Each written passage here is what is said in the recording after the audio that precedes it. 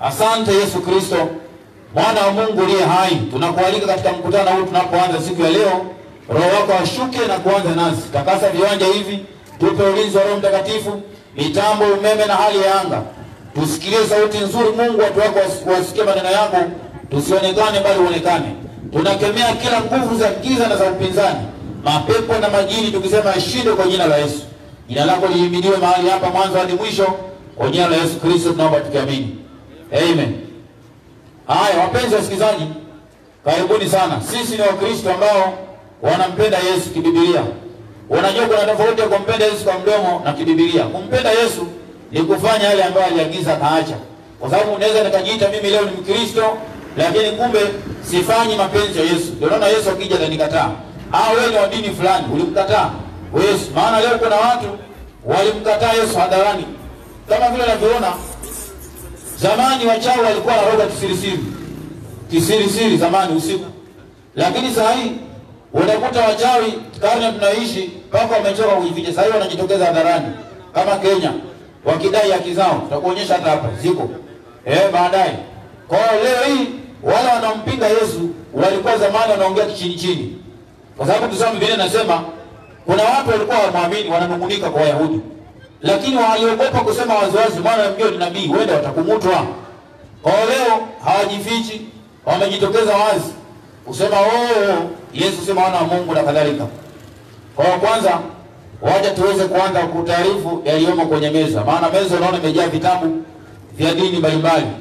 Kwa sababu kama kuna kitu Mungu anashangaa leo ni kuwa na imani milioni moja wakati Mungu ni mmoja. Alafu sote tuseme tunaenda mbinguni. Ndugu zangu, hakuna njia mkato mbinguni. Mbinguni kama kuna kitu hakuna ni shortcut. Lazima msomaji ipatie Yeremia 21 mstari wa 8. Yeremia 21:8. Kama kuna kitu hakuna ndugu yangu ni shortcut ya kwenda mbinguni. Hiyo hakunaga. Lazima ufuate njia inayostahili. Soma. Inasema 21:8. Safi. Nawe waambie watu hawa, Bwana asema hivi, Mungu anasema hivi, tazama naweka mbele yenu njia ya uzima. Kwanza Mungu ameweka mbele yetu njia ya uzima na njia ya mauti. So unaona? Kwa Biblia kuna njia mbili, hakuna shortcut. Iwe ni ya uzima au ya mauti. Basi. Kwa hivyo kama uko kwenye njia ya uzima, ndugu zangu uko kwenye njia ya mauti.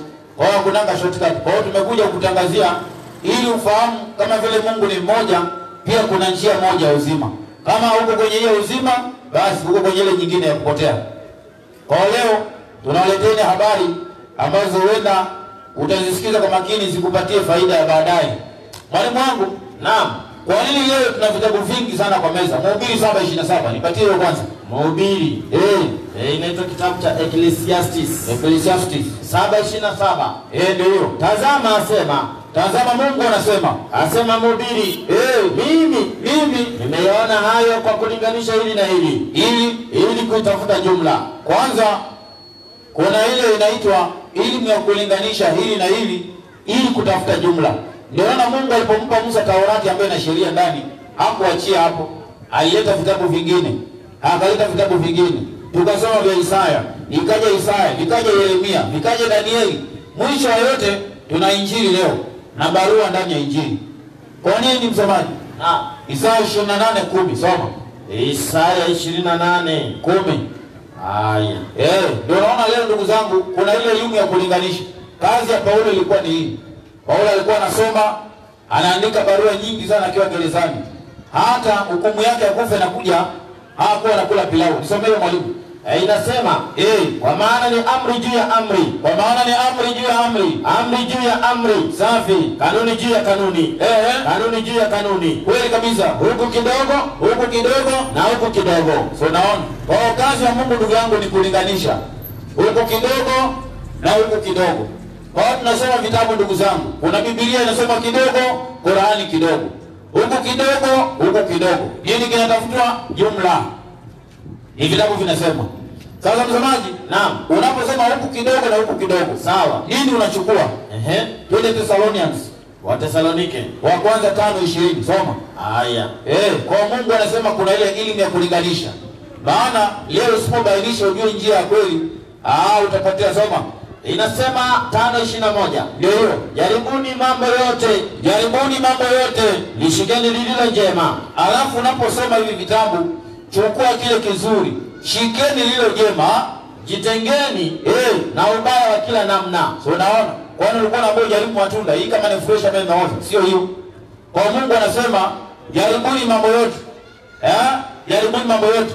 Lishikeni lililo jema, jambo zuri, maana yake jitengeni na baya kibiblia.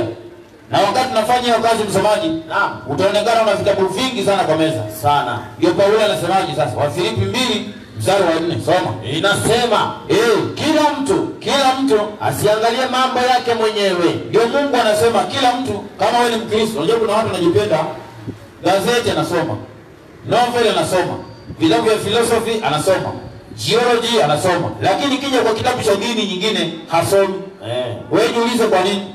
Na hiyo iliyosema huko iliandikwa na watu tu wasomi, wanasayansi au watu waliobainisha elimu, wale maskola ukasoma. Inakuwaje kitabu cha dini nyingine usome?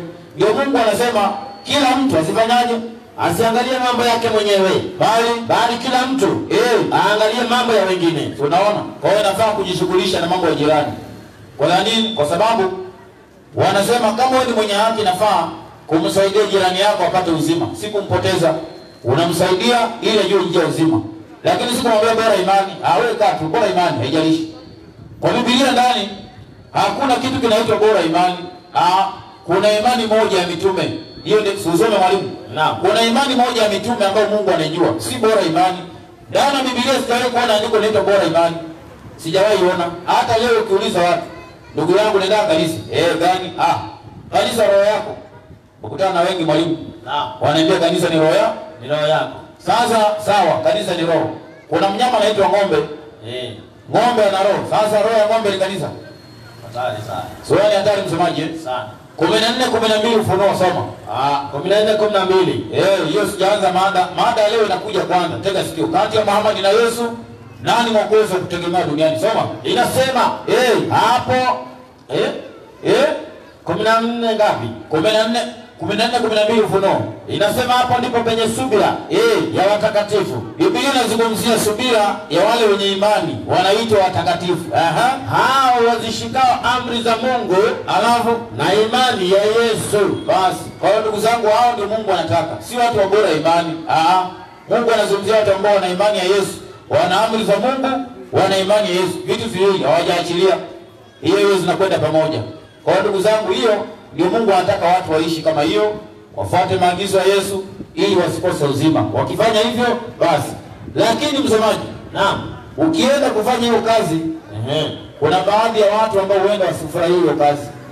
Sasa wacha tuulize Biblia, maana sasa hivi kama kuna kitu watu wanapenda duniani sasa hivi, watu wanapenda uhubiri injili au mafundisho ambayo watafurahi, wakupigie makofi. Nipatie msemaji Thessalonians wa kwanza. Thesalonika wa kwanza 2:4. Hiyo ndio napendo hii. Yaani uje uruke kwenye jukwaa hapa, kitoa jasho, nenda nyumbani. Lakini mambo yenye maadili ya kumsaidia uzima au ni pembeni. Soma 2:4. Bali kama vile tulivyopata kibali kwa Mungu. Sikia Paulo na wanafunzi wanasema kama vile tulipata kibali kwa Mungu. Tuwekee amana injili.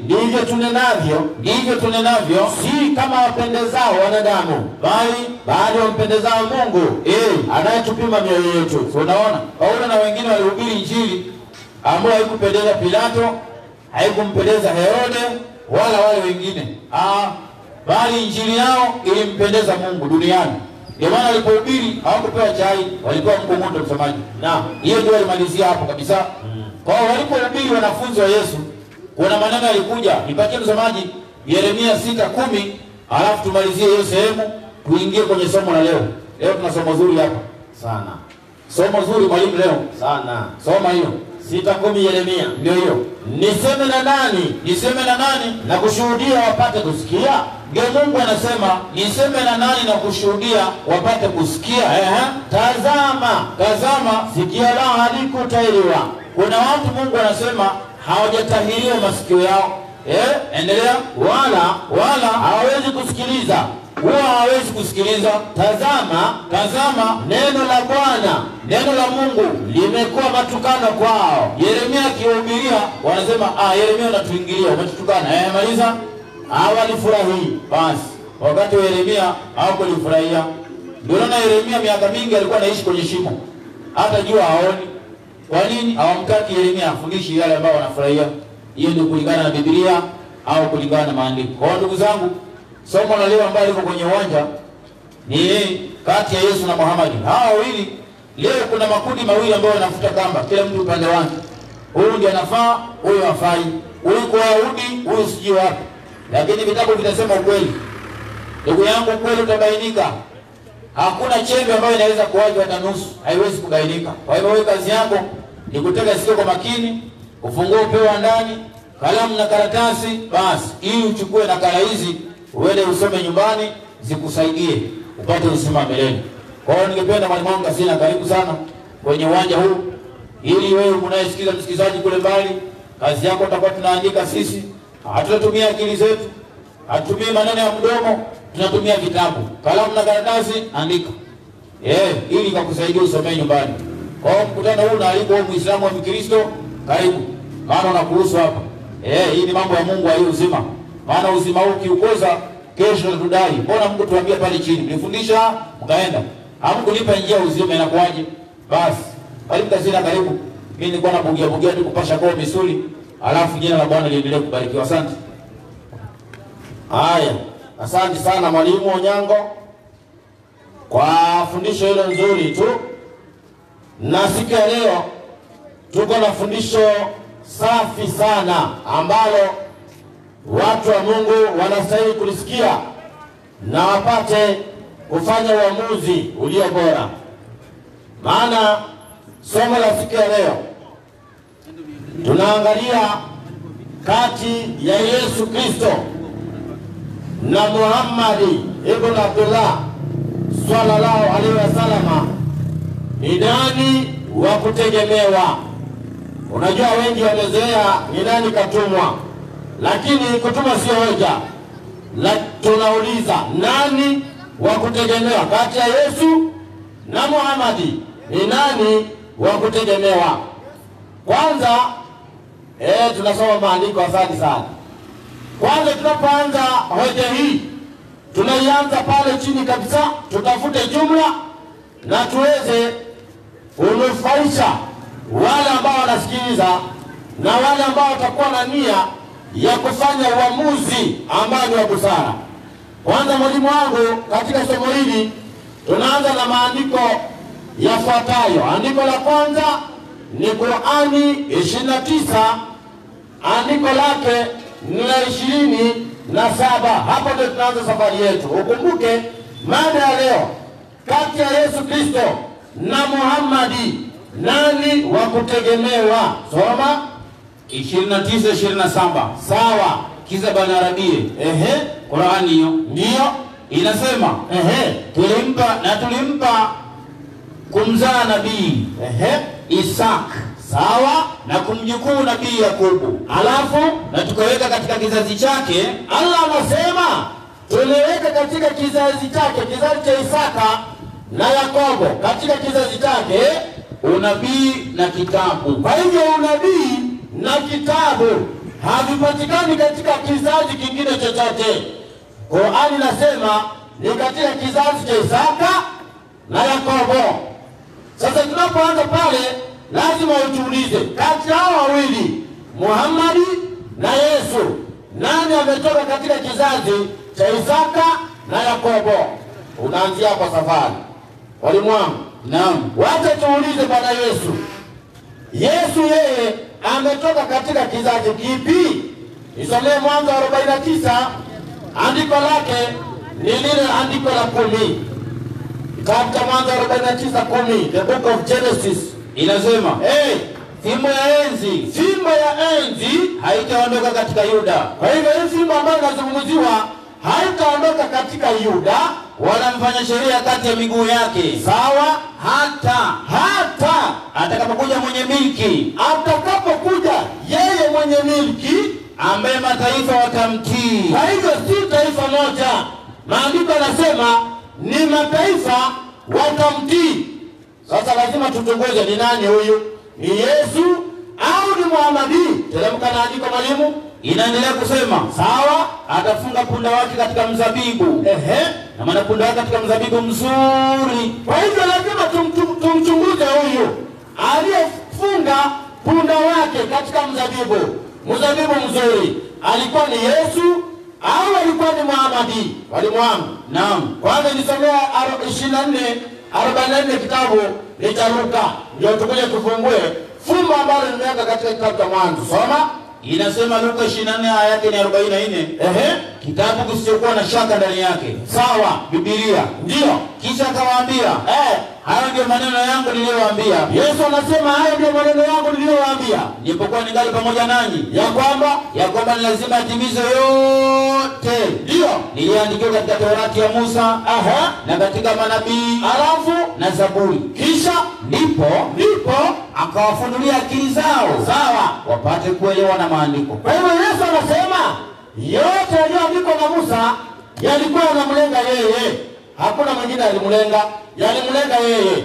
Sasa Musa amesema fimbo ya enzi haitaondoka katika Yuda hata atakapokuja yule mwenye milki ambaye mataifa watamtii, na atafunga punda wake katika mzabibu mzuri. Swali tunauliza, huyu ambaye alikuwa anakusudiwa na andiko hili alikuwa ni Muhamadi ama alikuwa ni Bwana Yesu?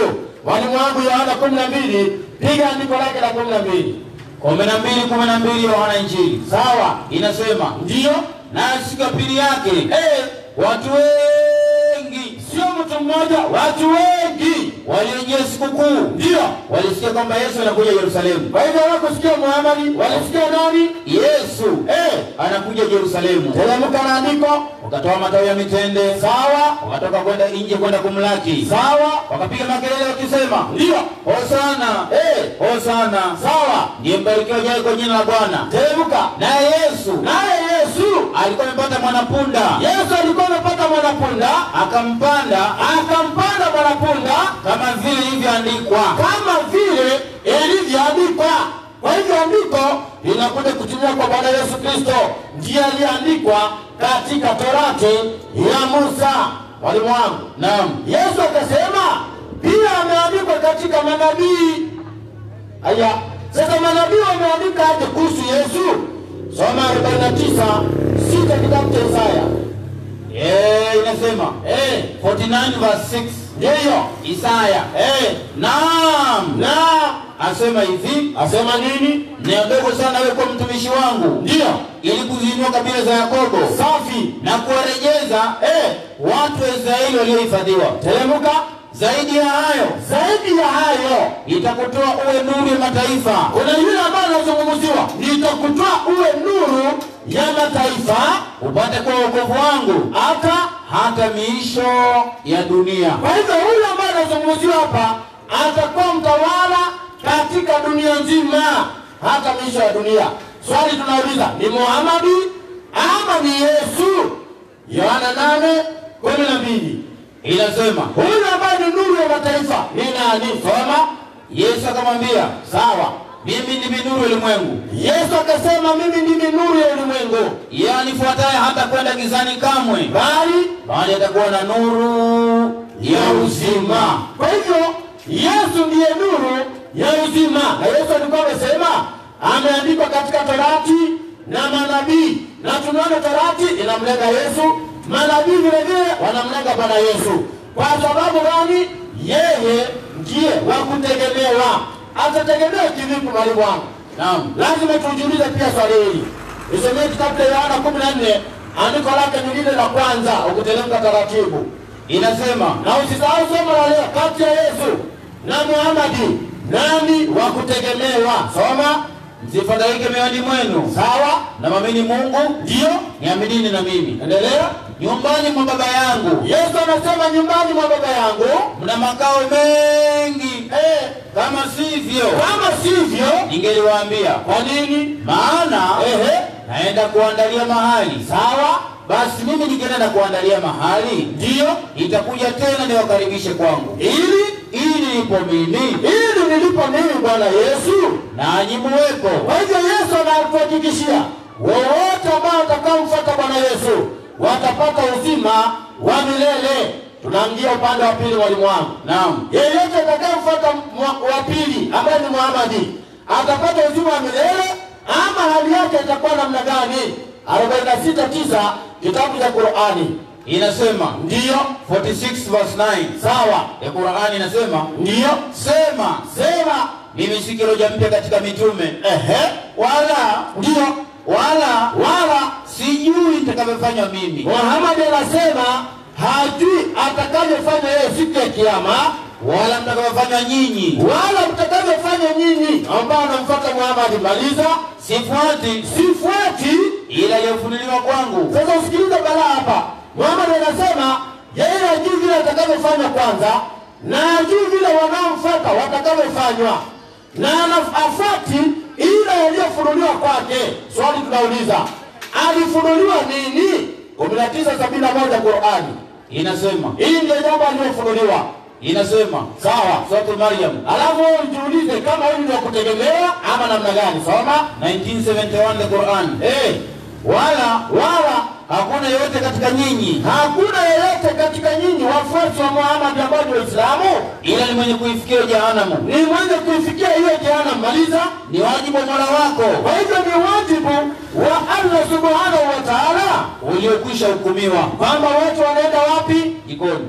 Lakini wale wanaomfuata Bwana Yesu Kristo watakuwa pamoja naye, na Bwana Yesu Kristo ameenda kuandalia makao. Sawa mwalimu wangu? Naam. Tunazidi kuhoji maandiko. Tukisema kwamba huyu ni kwanza, nirekebishe niseme hivi, Muhammad tunakubali ni nabii, mwalimu wangu. Naam. Na tunakubali Muhammad ni mtume. Ila si mtume wa Mungu. Hapo ndio uelewe. 14:14 kitabu cha Yeremia. Tunakubali kabisa Muhammad ni nabii, na tunakubali Muhammad ni mtume, lakini si mtume wa Mungu. Soma. Tayari nasema hivi, kwa hivyo hawezi tegemewa. Bwana akaniambia, sawa, hao manabii. Unaona? Mungu anasema hao manabii wanatabiri uongo kwa jina langu mimi. Kwa hivyo anatumia jina la Mungu wakitabiri mambo ya uongo. Kama gani? Muhammad alikuja akasema sijui alipasua mwezi. Hiyo ni mambo ya uongo, mwezi uko pale hujaipasuka. Soma mwalimu. Mimi sikuwatuma. Mungu anasema mimi sijawatuma wala sikuwaamuru, na anasema sijawaamuru wala sikusema nao, na anasema hata sijasema nao. Wanawapenda nabii wa maono ya uongo, ndio, na uaguzi wa neno la ubatili. Kwa hivyo tunakubali Muhammad ni mtume, tunakubali Muhammad ni nabii, lakini si wa Mungu, si wa Yehova. Si wa Yehova. Naam. Qur'ani 4:79 tunakubali kabisa ni nabii, ni mtume, lakini si wa Yehova, si wa Mungu. Soma 4:79. Inasema hivi, sawa, wewe uliyokupata ndio unatoka nafsini mwako, alafu na ubaya kupata, sawa, wacha nisome mwalimu vizuri. Fika tu some. Inasema hivi, ndio maandiko haya yanapokujika inasema katika 4:79 inasema, hiyo inaitwa Suratul Nisa, sura ya wanawake. Soma. Wewe mwenye kufikia umetoka kwa Mwenyezi Mungu, alafu na ubaya uliokufikia unatoka nafsini mwako. Soma. Mwenyewe umefanya mambo hata yakakufika hayo. Teremka nasi. Sasa usikilize vizuri, wewe ambao unasikiza, wewe Mkristo, wewe Muislamu. Kwa nini tunamkataa Muhammad? Andiko linasema nasi tumekupeleka kwa watu kuwa mtume. Nasi tumekupeleka kwa watu kuwa mtume. Na Mwenyezi Mungu ni shahidi wa kutosha. Na Mwenyezi Mungu ni shahidi wa kutosha. Kwa hivyo Mungu hajamtuma Muhammad. Kuna wale waliomtuma Muhammad ambao anaitwa nasi, si Mwenyezi Mungu mwalimu. Kama kuna yeta kuna andiko Mungu amemtuma Muhammad atuletee. Lakini ile tunapata kwenye maandiko ni kikundi cha wanajiita nasi. Ndio sababu unaona Qur'an Suratul Anbiya aya ya 107 inasema wama arsalnaka ila rahmatan lil alamin. Nasi tumekutuma, tumekupeleka. Swali jiulize, hawa nasi ni kina nani? Hiyo ndio sasa tumeingia kiwanjani siku ya leo mwalimu wangu. Tuko pamoja mwalimu Hoja nyingine ambayo tunamkataa huyu na tunamkubali Bwana Yesu Kristo ni gani? Nisomee Qur'an sura ya 7 aya 157. 7:157. Ndio. inasema hivi, ambao wanamfuata mtume nabii aliye ummi. Kwa hivyo kuna nabii, kuna mtume aliye ummi, asiyejua kusoma wala kuandika. Kwanza hajui kusoma, tena hajui kuandika. Endelea mwalimu. Najua hivi atafundisha mafundisho haya ajabu ya Uislamu. Kwa hivyo huyu ni nabii, hajui kusoma wala hajui kuandika. Na utapata mtu isili leo anamfuata akisema huyu ni nabii wa Mungu, ni mtume wangu. Hapana, sina 2:3 Qur'ani walimu wangu. Inasema inasema 22:3. Sawa. Na amemleta kwa wengine miongoni mwao walio bado kuungana nao. Anza 2. Tuanzie 2. Yeye ndiye alimleta mtume. Amemleta mtume wake. Sawa. Katika watu wasiojua kusoma. Kwa hivyo Muhammad ni nabii na ni mtume kwa watu wasiojua kufanya nini? Kusoma na kuandika. Wewe jiulize, isili wanamfuata Muhammad wanajua kusoma na kuandika? Kama watasema wanajua kusoma na kuandika, si mtume wao. Sijui kama tuko pamoja mwalimu. Naam. Kama wanajua kusoma na kuandika, basi si mtume wao. Andiko linasema atawafundisha mafundisho haya ya ajabu ya Uislamu. Na hata mimi nakubali mafundisho ya Uislamu ni ya ajabu kabisa, mimi nakubali. Kama gani mwalimu wangu? Nisomee kitabu kinaitwa Bulughul Marami. Hadithi ya 12, Bulughul Marami hiyo pale chini. Bulughul Marami. Mayunga. Ya Bukhari, unaingia Bulughul Marami. Asante sana. Ndio hapo. Hadithi ya 12 kama sijakosea. Ni mafundisho ya ajabu zaidi ya Uislamu. Lakini jambo la ajabu hata wanaofuata saa hii hapa isili mwalimu hawezi akafanya hii jambo. Na liko ndani ya vitabu vyao. Jambo gani? Soma. Inasema ndio hadithi ya 12 ya Abu Hurairah huyo. Amesema nini? Mtume wa Allah amesema inzi housefly ama yule ambaye anakaa kwenye sehemu mbaya atakapoingia katika chombo cha yote kati yenu, yani ukiwa mathalan unakunywa chai ama supu mwalimu, naam, ama unakunywa uji alafu inzi ametoka kule chooni akaingia katika chombo hicho ama katika chai ama supu hiyo, fanya nini? Basi amzamishe, sio umuondoe, umezamishe kabisa huyo inzi ndani, kisha umtoe. Kwa nini? Kwani katika moja wapo ya ubawa wake kuna nini? Kuna ugonjwa na katika ubawa wake mwingine mna dawa. Mimi nataka niulize tu honestly mwalimu wangu. Naam. Hapa ni nani anaweza akafanya jambo kama hiyo? Hata wale wanaomfuata. Sasa utajuaje bawa lake la dawa na inakuwaje? Si unaona hapa ni mtihani. Ndio nikasema ni mafundisho ya ajabu ya Uislamu. Soma Qur'an sura 7 hii. Hii Qur'an ndogo hii. Naam, nimeiona. 7:158. 158. Inasema hivi, sawa? Sura Araf. Sawa. Ummi. Inasema kipengele muhimu. Sawa. Mia ndio nimeipata. Wanamfuata nabii mtume ummi. Ummi yaani mtume SAW msomaji. Sawa? Neno hili ummi maana yake ya kwanza kuna maana mbili. Maana yake ya kwanza ni anayehusiana na mama. Ule ndio ummi, maana ya kwanza anayehusiana na mama, yaani asiye na kosa. Kama nani? Kama alivyo mtoto anayenyonya. Teremka. Neno hili pia maana ya pili ya neno ummi, maana yake ni mtu hasa Mwarabu. Kwa hivyo si Mwafrika, si mzungu, si Afrika, ni Mwarabu, ni mtu hasa Mwarabu, sawa, asiye na kitabu kilichoteremshwa na Mwenyezi Mungu. Kwa hivyo huyu mtu ummi, ukisikia ummi ni mtu Mwarabu, ako na kitabu lakini hakijatoka kwa Mwenyezi Mungu. Swali tunauliza mwalimu. Naam. Muhammad alikuwa na kitabu? Jibu linakuja ndio. Kitabu gani? Qur'ani. Swali la pili, kimeteremshwa na nani ama kimetoka kwa nani? 2:97. Ndio namaliza hivyo mwalimu wangu. Barwani.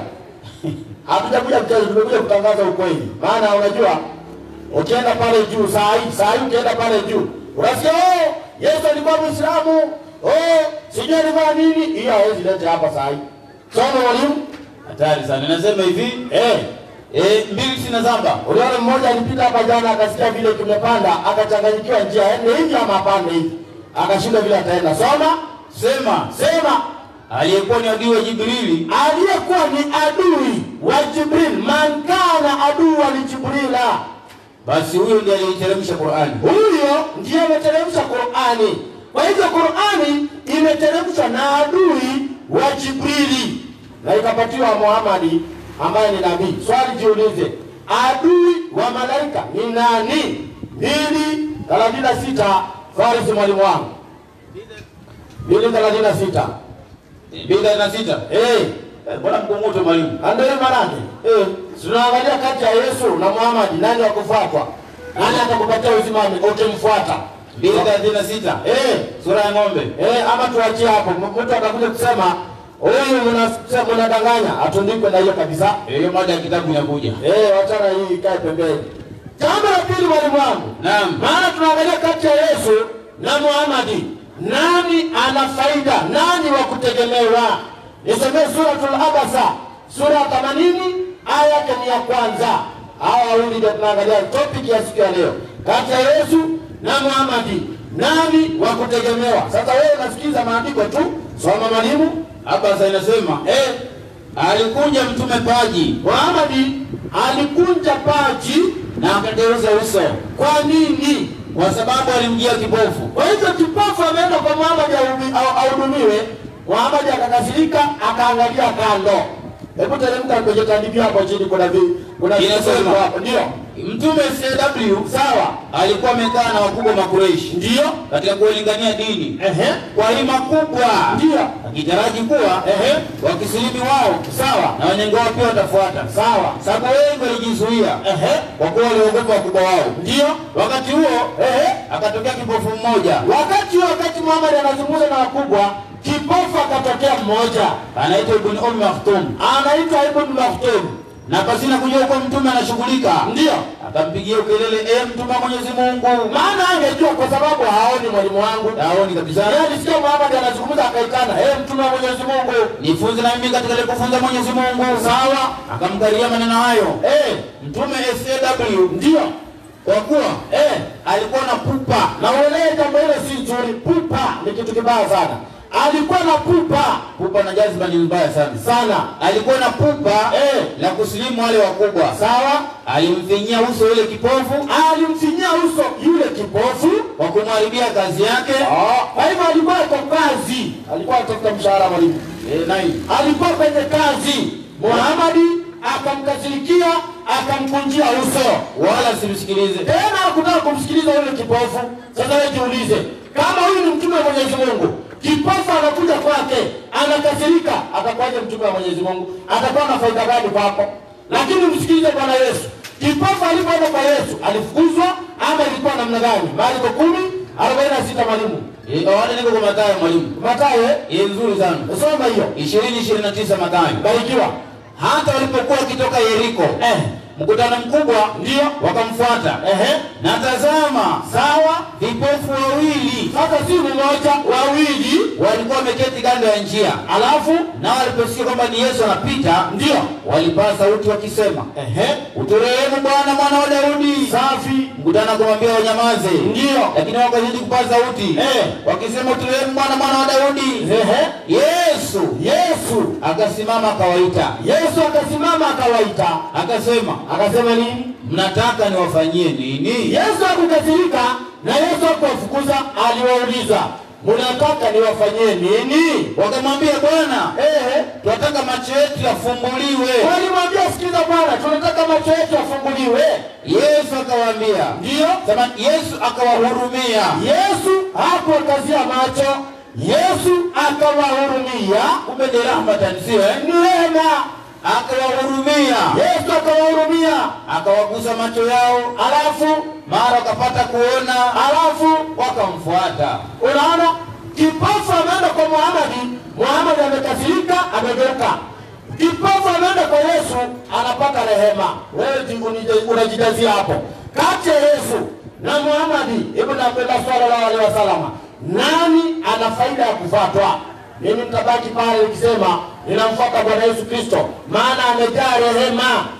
Kama utasema kwamba unampata Muhammad, lazima utachunguza mambo ambayo alifanya katika Qur'ani. Unaangalia, unajijazia. Mwalimu wangu, Maana soma ile siku ya leo ni nzuri sana. Watu wakapata kufunguka, wakapata kujua ukimfuata Yesu utakuwa hivi, ukimfuata Muhammad utakuwa hivi. Nisome 23 kitabu ni cha Hesabu. 23 kitabu cha Hesabu. Ona vijembe vinateremka nasema hivi, taratibu tu. Hesabu 23. Yaani walimwangu alimradi kimeandikwa. Naam, sio mimi nimesema. Inasema maneno ya uzima ndio haya. Hakika hapana uchawi juu ya Yakobo. Hapana uchawi juu ya Yakobo, wala hapana uganga juu ya Israeli. Kwa hivyo kwa watu wa Mungu hakuna uganga na hakuna uchawi. Mwalimu wangu sijui unaonaje ama tuiachie hapo kwa hiyo. Hiyo sitiri mwalimu. Hiyo hata ni sitiri kwa sasa. Lakini kwa Yakobo ambapo Qur'ani ilisema kitabu na unabii vinatoka katika kitabu cha Isaka na Yakobo.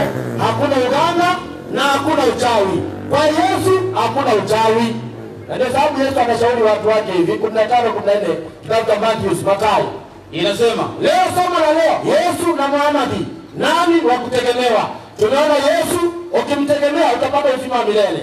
Tunaona Muhammad ukimtegemea unaenda motoni. Qur'ani inasema. Labda upinge, soma. Waacheni hao. Yesu anasema waacheni hao viongozi vipofu. Na kipofu akimwongoza kipofu mwenzake. Kipofu akimwongoza kipofu mwenzake wanatumbukia shimoni wote wawili. Kwa hivyo hakuna atakayepona, wote shimoni. Sasa angalia, Muhammad anasema sijui rudia 46:9 Qur'an. Unajua mtu anayesema nimetunga mambo yangu. Hiyo ni Qur'an imekauka 46:9. Muhammad anasema hajui atakayofanya. Soma. Sema. Naam. Mimi si kiroja mpya katika mitume. Sawa. Wala sijui nitakayofanya mimi. Muhammad anasema yeye kwanza hajui atakayofanya yeye, wala mtakayofanya nyinyi. Na hajui mtakayofanya nyinyi mnaomfuata Muhammad. Maliza. Sifuati ila alifunuliwa kwangu. Sasa swali, alifunuliwa nini? 19:71 Qur'ani. Inasema ndio, wala hakuna yote katika nyinyi. Hakuna yote katika nyinyi. Ukisikia nyinyi ni wafuasi wa Muhammad, ila ni mwenye kuifikia jehanamu. Ni wajibu wa Mola wako aliyekwisha hukumiwa. Kwa hivyo imeweka kabisa ukimfuata Muhammad ni jikoni, si kuwaka moto kuungua. Hiyo ni Qur'an. Sasa kwa sababu ya hiyo hoja, mwalimu wangu, sijui labda kunaweza kuwa na mtu ako na swali katika hoja hiyo. Yeyote ambaye ako na swali, tunasema Muhammad astahili kufuatwa, Yesu ndiye anastahili kufuatwa. 11:6 Yohana. Yesu ndiye anastahili kufuatwa, Muhammad astahili kufuatwa. Hiyo ni maandiko. Soma. Yesu akamwambia, ndio, mimi ndimi njia. Naona marafiki zangu wamesimama wanasikiza mada vizuri. Hiyo ndio mada.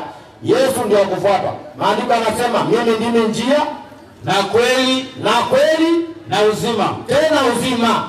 Mtu haji kwa Baba. Mtu kama wewe ni mtu haji kwa Baba ila kwa njia ya mimi. Kwa hivyo ukitaka uzima wa milele lazima upite katika njia ya nani? Ya Yesu Kristo. Ukipita mkato akiwa Muhammad ni motoni. Ukipita kwa Buddha motoni. Ukipita kwa Yehova wenyewe motoni. Njia ni moja tu ya Yesu Kristo. Ndio anasema msifadhaike ndani mwenu. Mnamwamini Mungu, mniamini na mimi. Nyumbani mwa Baba yangu mna makao mengi, kama sivyo ningeliwaambia. Maana naenda kuandalia mahali. Basi nikienda kuandalia mahali nitakuja tena ili niwakaribishe kwangu, ili nilipo mimi nanyi muwepo. Wafuasi wa Bwana Yesu wanaingia katika uzima wa milele. Wafuasi wa Muhammad hali yao inakuwa ni inna lillahi wa inna ilaihi rajiun. Hiyo ndio hoja ambayo iko kwenye viwanja siku ya leo. Naona shekhe wangu yuko pale anasema hii mada inakuwaje? Shekhe, vipi bwana? Shekhe inakuwaje tena unakimbia? Muntaha Hadith. Ukurasa wa ndio hapa. Hapa Muntaha Hadith. Hapa chini. Shekhe sikia andiko hilo vizuri. Ni hadithi nzuri sana kutoka kwa Muhammad sallallahu alaihi wasallam. Hadithi ya 44 ukurasa wa 309 inasema namna gani? Unajua? Naam. Kutoka Nairobi. Ushuke pale namba 9. Sawa. Una koti na tai. Utakuta kuna mic pale na speaker. Unapandisha cheo. Tambua bishop kuja. Bishop mwenyewe ajui Biblia. Ajui Biblia. Unapandisha cheo mara moja tu unaitwa bishop. Bishop. Soma usikie. Inasema 309. Hadithi ya 44 inasema, sawa, Abu Huraira radhiallahu anhu amesema nini? Kwa Mtume amesema yule ambaye ataulizwa jambo fulani, yule ambaye, na hii inaenda kwa Waislamu si wa Kristo, yule ambaye ataulizwa jambo fulani kuhusu elimu ya dini kama leo tunauliza, akaficha kaenda zake ama akakataa kuja kujibu, akachomoka, ndio Allah subhanahu wa ta'ala atamwekea tamu ya moto siku ya kiyama. Kwa hivyo ukikataa kujibu hoja kulingana na maandiko na hadithi, ukikataa kujibu hoja hii, kiyama kinakusubiri na ni moto ajali unakusubiri, utawekwa hatamu ya moto siku ya kiyama. Kwa sababu leo tumetangaza wazi walimu, Yesu ndio kufuatwa, Muhammad sio kufuatwa, na tumetoa maandiko vizuri kabisa. Yesu anasema anaandaa mahali, Muhammad anasema yeye hana habari. Ukimfuata, follow me at your own risk. Sasa wewe unapiga hesabu, uende kwa stage ya basi, dereva anakuambia njia kwenda Mombasa tunapita Thika Road ama Waiyaki Road. Ala? Na dereva pia anakuambia tunapita pande hii. Wewe unajiuliza tu utapanda gari gani? Hiyo ndio somo ambalo tumepeko nalo siku ya leo, wa kufuatwa kati ya Yesu na Muhammad. Nani ako na faida? Na tukaona kwamba wa faida ni Bwana Yesu Kristo. Na ndio sababu mwalimu Muhammad alipojua jambo hili kwamba yeye hastahili kufuatwa, kuna yule wa kufuatwa, aliamuru na akasema jambo fulani. Chukua Nuru al-Marijani hiyo, ukurasa wa 95, hadithi ya 325. Sikiliza vile Muhammad alifanya. Ukurasa wa 51 sio? Samahani, 51. Ukurasa 51. Hadithi ya 95. Wewe ukiwa na swali tu unakuja, viti viko hapa vinakusubiri, unasikia vizuri. Soma mwalimu, ukumbi wa maswali umefika. Nasema ndio. Ni hadithi ya Abu Huraira mwalimu wangu. Samahani, ukurasa wa 51 imefika. Nasema nasema Mtume wa Allah amesema, na hapa kwa ambaye, anasema Muhammad, na hapa kwa ambaye nafsi yangu iko mkononi mwake, ya kwamba hivi karibuni anateremka kati yenu nani? Mwana wa Maryam. Kwa hivyo nafsi ya Muhammad kulingana na hadithi iko mikononi mwa nani? Mwana wa Maryam, ambaye ni Yesu Kristo. Wewe Muislamu sasa udai kupeana nafsi yako kwa Yesu Kristo. Yesu Kristo ndiye anastahili kufuatwa. Ndio sababu naona hata Muhammad ameweka nafsi yake kwa mikono ya Yesu Kristo. Mpe maiki kidogo huyu bwana. Ujambo bwana? Salama. Kwa mzima mimi naitwa Kasida, mimi Mkristo. Mimi naitwa Abdullahi, ni Muislamu. Umesikiliza mada vizuri lakini na swali. Uliza swali. Sawa, swali yangu. Kabla ya kuuliza swali, naam. Mwalimu nisomee 56 ya Yeremia.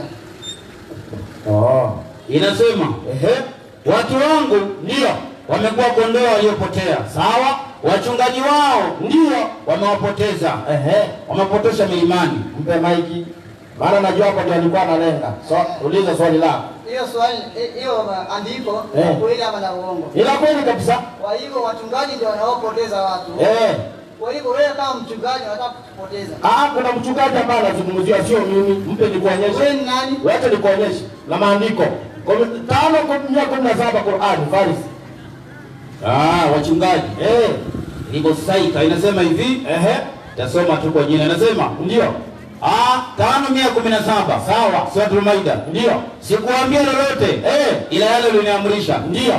Ya kwamba mwabuduni Mwenyezi Mungu Mola wangu mlezi, ndio, na Mola wenu. Sawa. Na nilikuwa shahidi juu yao. Sawa. Nilipokuwa nao. Ndio. Na uliponikamilishia muda wangu. Ndio.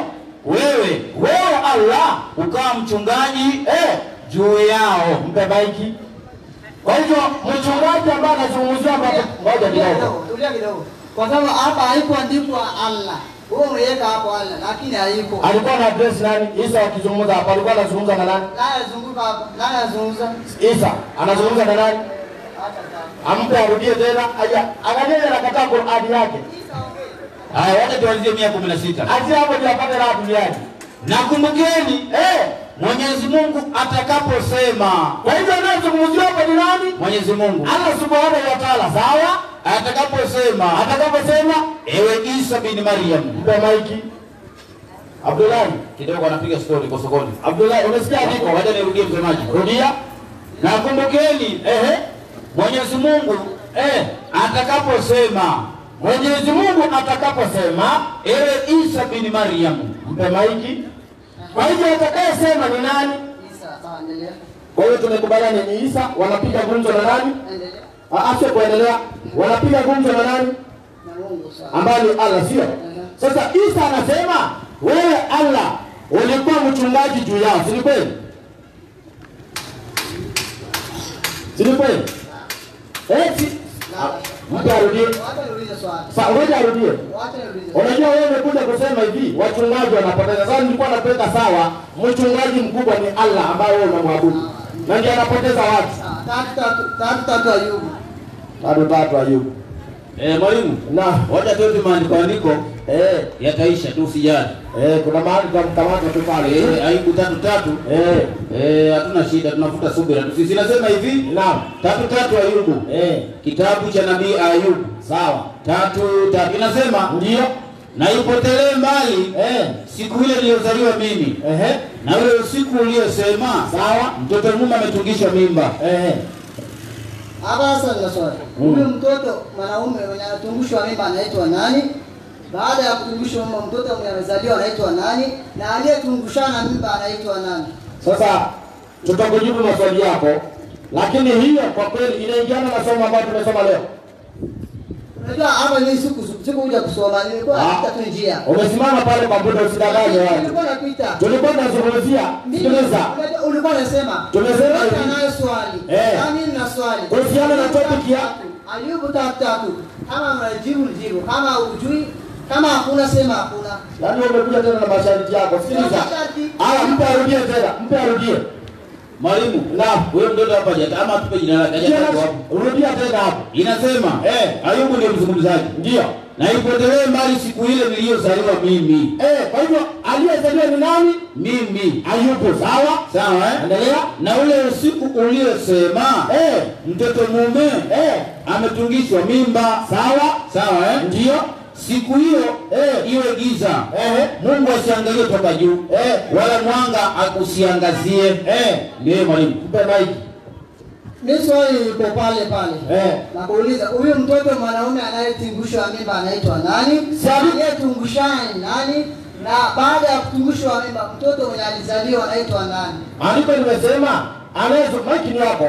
Usipiane maiki. Anayezungumza ni nani kwa hiyo andiko? Si Ayubu. Ayubu. Si ni Ayubu? Mtoto aliyetungisha mimba ni nani? Ndio nakuuliza. Biblia inasema nani? Haikusema. Na sasa wewe unauliza nini? Unajua? Si ndio nataka kuuliza hata tuambie. Moja arudie tena. Angalia. Wewe sikia tu bila anajiroga. Rudia tena mwalimu. Mwalimu, Ayubu ni kama analaani siku aliyozaliwa. Sawa? Unasema tutarudia tu. Tunairudia hapa. Wacha nirudie pole pole. Na ipotelee mbali. Lakini acha toka kwa mada, lazima utatujibu swali liko hapa. Soma. Kama mama ndio kutegemea, soma.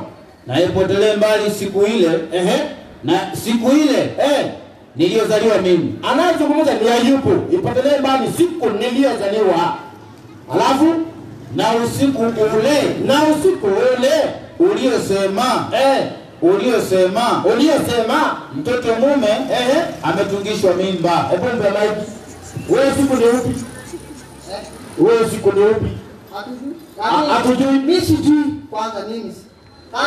Mimi sijui ndio maana nimeuliza. Hata Biblia inataja ni usiku gani? Ulikuwa Monday ama ulikuwa Sunday ama ulikuwa gani? Haujatajwa.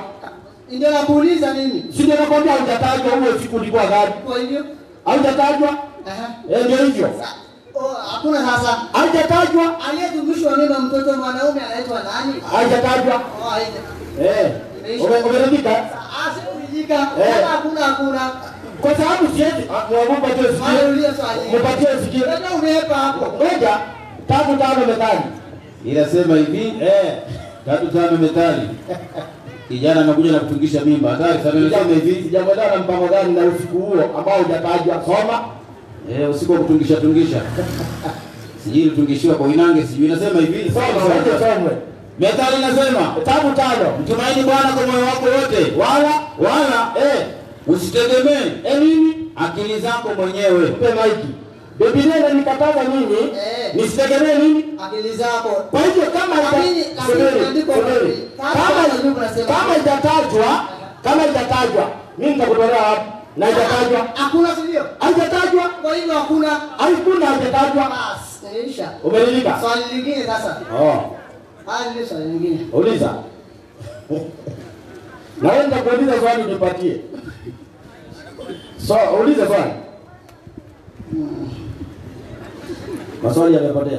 8:26 ya Yohana. Nyakati wa kwanza 8:26. Nyakati wa kwanza 8:26. First Chronicles 8:26. Sawa. The Bible says. Kitabu kisichokuwa na shaka ndani yake kabisa, na ni kiboko cha makafiri. Biblia peke yake inasema hivi. Nitasoma inasema majina ya watu wa genealogy. Ndio. Na Shamsherai. Na Sheharia. Ndio. Na Atalia. Sawa? Imeisha, full stop. Mpe mai. Verse 27 anasema tuendelee. Na Yareshia. Ndio. Na Elia. Na Zikiri. Sawa? Walikuwa wana wa Yerohamu. Ndio hiyo. Inasema 28. Hao ndio wanataka nyapili sana shanga ya Rahamu tena kina nani? Wakurdi ninasema hivi. 8:26 haifiki hiyo. Haifiki, inafika 17, inafika hiyo 18 mwisho. Haya, 21:2 hapa. Haya, Nyakati wa pili 21:2, wacha tuangalie changing. Naye inasema hivi, anasema naye alikuwa na ndugu wana wa Yehoshafati, Azaria, Yethieli, Zakaria na Azaria na Mikaeli, Shefatia, nao wote walikuwa wana wa Yehoshafati mfalme wa Israeli. Baba yao akawapa zawadi kubwa za fedha na za dhahabu, za tunu. Hebu kama hivi. Bwana unaelekea kidogo. Nakuuliza kidogo. Uliza. Yesu ni nani? Yesu. Mpe usikie 3:11 wa Kolosai. Inasema hapa hapana Myahudi wala Myunani. Na hii ndio utafundishwa msikitini. Hapa hakuna Myahudi wala Myunani, mgeni wala mshenzi. Sawa? Mtumwa wala huru. Sawa? Bali Kristo Yesu ni yote na katika yote. Mpe maiki. Yesu ni yote na katika yote. Umeelewa? Unaelewa? Sawa, ni nani sasa? Ni yote katika yote. Kwa hivyo ni Mungu, ni mtoto wa Mungu, ni kabisa, ni yote katika yote. Ni simba aliye hai, maji ya uzima, mwamba ulio hai, pembe ya wokovu, Mungu mkuu, mkate, yani yote katika yote. 15:24 Mathayo. Sasa ile ingiana wapi? 9 panda kwanza Warumi kabla hajaenda 15. Inasema ambao mababu ni wao. Si hapo ndio alikuwa anataka kwenda, anatafuta kuzunguka huko kwenye Yehoshafati. Romans 9:5. Ambao mababu ni wao. Sawa. Na katika hao mababu alitoka Kristo kwa jinsi ya mwili. Sawa? Ndiye aliyejua mambo yote. Ndio. Mungu. Mungu. Rudia tena. Yesu ni Mungu. Mwenye kuhimidiwa milele. Amen. Mpe maiki. Hiyo nakubaliana na hiyo? La. Kwa nini? Mungu anakufa. Kabisa. Aliyekufa anakufa Mungu. Mpateni kuonyeshe. 8:24 Qur'ani. Wewe unauliza maswali ya wapi wewe? Huko ulikuwa unazunguka, mimi nilikuwa nakuona tu mahali unaenda. Na sijakuuliza swali lako. Lazima nitakuuliza. Anauliza Mungu anakufa, soma 8:24 Qur'ani. Enyi mlioamini, ndio muitikeni Mwenyezi Mungu na mtume wake. Sawa? Anapokuiteni katika yale aliyokupeni. Uhai uzuri wa dunia na akhera. Ndio. Fuateni amri zake. Sawa. Na jueni ya kuwa Mwenyezi Mungu, wewe ambao umekaa hapa na wengine Waislamu, jueni ya kuwa Mwenyezi Mungu huingia kati ya mtu na moyo wake mara akafa. Mpe maiki. Mara anafanya nini? Hapa hajasema Mungu akafa. Imesema nani? Rudia. Narudia tena, hajaisikia hiyo. Na jueni ya kuwa Mwenyezi Mungu Allah Tabaraka wa Taala, jueni ya kuwa ndio Mwenyezi Mungu sawa huingia kati ya mtu na moyo wake mara kadedi akafa. Mpe maiki. Anafanya nini? Akibara akafa. Haujaona? Nani amekufa? Si ni Mungu? Hapana. Roho ndio inakufa, si Mungu. Andiko. Si nisema hivyo. Andiko. Si nini tu. Mpe arudie. Wacha turudie. Rudia. Hiyo mwalimu inatakana Inatakana kidogo surgery. Jueni ya kuwa Mwenyezi Mungu sio roho. Mwenyezi Mungu si roho. Mwenyezi Mungu ndio huingia kati ya mtu na moyo wake, ndio mara kafa. Mpe maiki.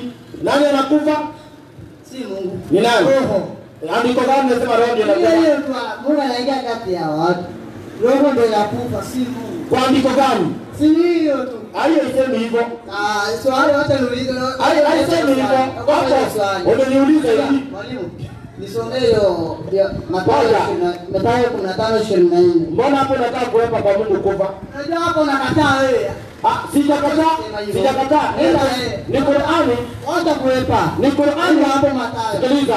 Ni Qur'ani nasema Allah anaingia kwa kati ya mtu na moyo wake, mara anakufa. Hiyo Qur'ani imesema ukweli ama uongo? Uongo. Wewe utasema.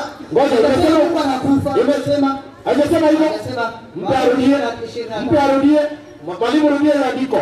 8:24 Qur'ani. Hapo utoki hapo. Alafu tuingie kwenye mada. Huko tutakesha, naona huyu. 8:24 nasema hivi. Narudia tena. Jioni ya kuwa sawa. Mwenyezi Mungu ndio huingia kati ya mtu na moyo wake, mara kafa. Hiyo uruke uende kwa mwezi, urudi chini, andiko litabaki hivyo. Allah anakufa na hakuna mahali amewahi kufufuka, hakuna. Ndio sababu unaona paka sasa hakuna chochote anafanya. Ametulia tu. Lakini Mungu wa Biblia anafanya kazi siku zote. Mimi nataka nimuulize swali. Maana naona anazunguka sana. 4:79 Qur'an. Unajua mimi niko swali sijamaliza bado. Nilikwambia usomee Mathayo 15:24. Soma. Soma huyu Hautatoka hapo, lazima utakuuliza swali lako. Wacha nisome Mathayo. Biblia unayo, wacha nisome. Yaani tumetoka kwa Yesu Mungu, tumeingia kwa Allah amekufa hajafufuka, tumeenda sijui kwa kina Yoshafati, sasa tuko Mathayo 24. 15:24 soma. Itabidi Salim Dede atoke namba 9 aje kusaidia hapo. Inasema hivi, ndio. Akajibu akasema, sikutumwa sawa ila kwa kondoo waliopotea wa nyumba ya Israeli. Sasa hapa Yesu anatuambia hakutumwa ila kwa kondoo waliopotea kwa wana wa Israeli. Ndio. Sasa kabla sijakuuliza swali, 50:17 Isaia. 50:17 Isaya. Mimi najua sio Isaya. Yeye imegonga mwamba. Ninamsubiri tu. 50:17 Isaya, wacha tu nisome ni msomaji. Amka. Sinaona nikwambia si Isaya, inasema ni Yeremia. 50:17 inasema hivi, tiba inasema mwalimu wangu. Naam. Mimi msomaji tu mwalimu hapa. Hata usitie shaka. Israeli ndio ni kondoo aliyetawanywa. Sasa hapa kwa Mathayo tulikuwa tunasoma Yesu alikuwa anasema hakutumwa ila kwa kondoo waliopotea kwa nyumba ya Israeli. Na hapa tumeona kwa kondoo ni wa Israeli ile tanyo. Si ndio? Kuuliza wewe ulikuwa unasema Yesu alitumwa wapi sijui. Yesu anasema hakutumwa ila kwa kondoo waliopotea. Kweli si kweli? Ni kweli. Kondoo ni nani? Israeli. Kwa hivyo Yesu alitumwa wapi? Kwa Israeli. Sawa. Ngoja. Ndio hapo. Tarisha hiyo hii. Soma Qur'ani 34:28. Kabla ya 34 tumalize Israeli. Tunamaliza, wacha asome. Haya sawa. Ngoja kidogo. Soma pale. Ngapi?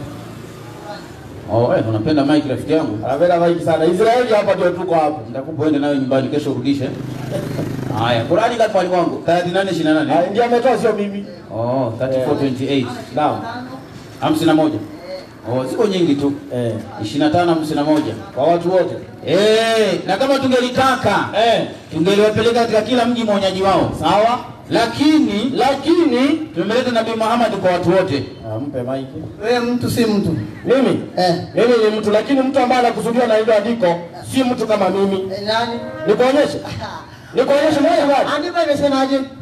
Tumemtuma Muhammad kwa watu wote. Kwa watu wote, si kweli? Na ukaniuliza kama mimi ni mtu.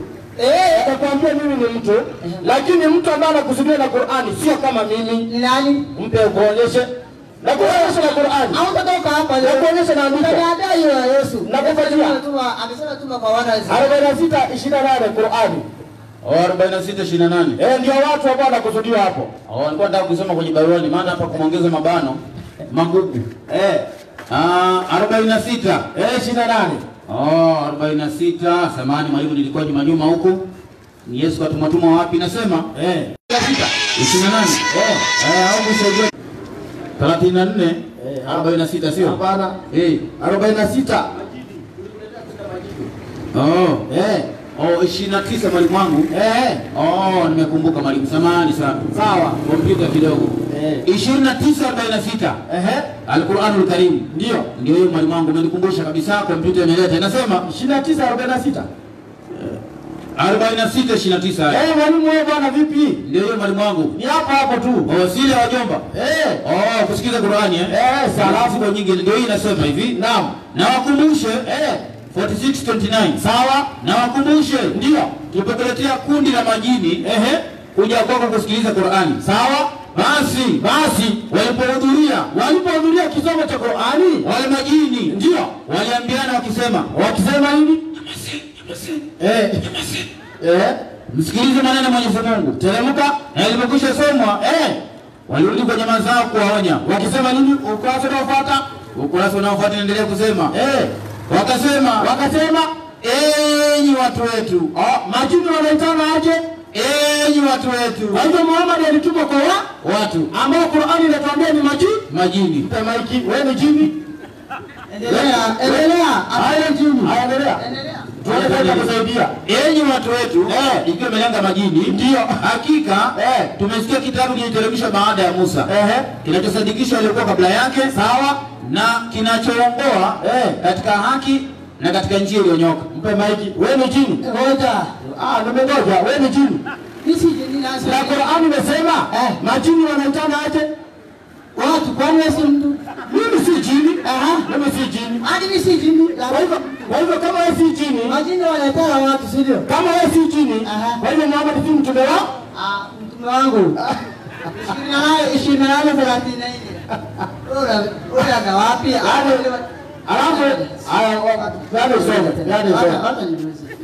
kabla hujauliza swali lingine, nataka tumalize hapa kwa Israeli ndio tuende kwa swali lingine. Sawa. Soma Qur'ani ukurasa wa 16 hii. Ituambie Israeli ni kina nani? Qur'ani tafsiri mbalimbali. Ziko hapa nyingi. Unajua Waislamu wanaambia watu pale Israeli kwamba Qur'ani ni moja tu. Hapa kuna karibu 7 hapa. Ziko nyingi 7 hapa. Zingine zimeacha kwa nyumba. Tuko na 610 wakitaka iko hapo. Ngoja andiko lisomwe. Toa andiko moja yenye tofauti. Tutakutolea mingi sana. Soma andiko hilo mwalimu. Ngoja nisome na nampa sasa hivi. Mtu usikilize vizuri wewe. Mtu watu wote wacha Mungu wanaitwa nani? Wanaitwa Israeli. Mpe maiki. Wewe ni mcha Mungu? Wewe ni mcha Mungu? Kwa hivyo wewe kulingana na Qur'ani wewe ni Israeli? Alasha. La. Kwa nini unakataa na Qur'ani umesema? Rudia tena asikia hapo, sikiliza alikuwa sokoni. Inasema hivi kwenye tanbii aya 41 ufafanuzi inasema mtu, Sheikh anasema mtu au watu wote wacha Mungu wanaitwa nani? Wanaitwa Israeli. Mpe maiki. Wewe ni mcha Mungu? Mkuulize. Hoja. Wewe ni mtu ama si mtu? Ni aya ya Qur'ani ya mtu. Bali tumesoma gazeti. Tumesoma kitabu gani? Aya ya Qur'ani inasema hivyo. Tumesoma kitabu gani? Hiyo ni maelezo. Tumesoma maelezo. Wacha kelele bwana. Si ni aya. Tumesoma kitabu gani? Mwalimu, ni maelezo ya kitabu gani? Tumesoma kitabu tafsiri. Mtu ana tafsiri ya nini? Ya Qur'ani. Wewe ni Qur'an? Ni aya ama ni maelezo? Aya ama maelezo? Wewe kidogo. Unaona ukiulizwa hii ni Qur'ani, sitaka Qur'ani. Ngoja tusiende ushindani. Hata nyinyi mko hapa. Nikikuuliza nimeinua kitabu gani? Utasema ni Biblia. Na Qur'ani. Si ni Qur'ani? Kwa hivyo chochote kiko hapa ndani kiko sawa ama kimekosea? Ndio. Ngoja hivyo. Chochote kiko hapa kimekosea sawa. Ngoja. Chochote kiko hapa kiko sawa ama kimekosea? Haya. Mpe bali mwalimu. Kiko sawa ama kimekosea? Kiko sawa. Lakini usome mantiki. Kama kiko sawa, hapo mchungaji ona kuepa. Nisomee na mantiki ya Arabu yenye nasema hivyo. Mimi nataka nikuulize swali. Maana nimemaliza swali. Hata swali langu nilimaliza. Si tumemaliza? Bado acha niulize lingine. Wewe ni dini gani? Mimi ni Mkristo. Toa andiko moja kwa Biblia inasema ni Mkristo. Kile jamaa vile anauliza. Hebu baba hiki kwanza. Ngoja tumsomee. Tusomee. Si anauliza andiko moja wewe Mkristo. Ndio hii hapa. Petro kwanza 4:15. Inasema hivi. Inasema haya ya 16 kipengele muhimu. Ndio. Lakini ikiwa kwa sababu ni Mkristo, mpe maiki. Mkristo, mpe maiki. Ikiwa kwa sababu ni nani? Mkristo Endelea. Endelea ndio shule kupatia jibu. Imesema wewe ni Mkristo. Mpe arudie tena. Bali tuna kazi sana, yani tufundishe watu lugha, tuwafundishe Qur'ani, tuwafundishe Kiswahili, vumilia tu kama Yesu. Hatari sana, subira. Yani apple before boy, vumilia anasema. Lakini ikiwa kwa sababu ni Mkristo, asione haya, bali amtukuze Mungu katika jina hilo. Jina gani? Mkristo. Mpe maiki.